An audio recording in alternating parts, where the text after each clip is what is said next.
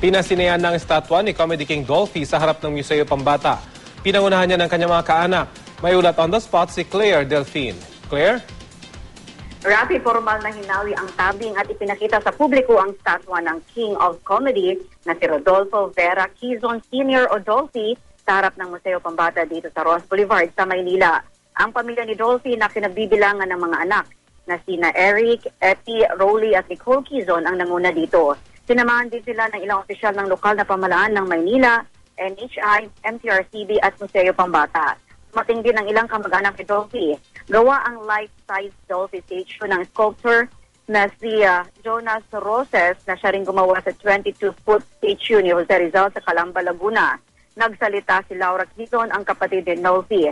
Tahimik lang daw si Dolphy nung bata pa pero masayahin at mabait.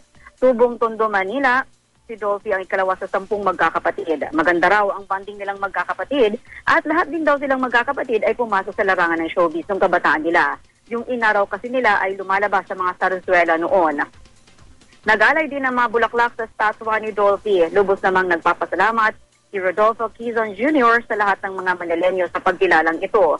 Bahagi ng 67 years ni Dolphy sa showbiz ay ang pagbigay niya ng panahon sa pagtulong sa kapwa sa pamamagitan ng itininyuyang RVQ Foundation noong 1965. Isa ang Museo Pambata sa mga recipient ng mga tulong ng foundation.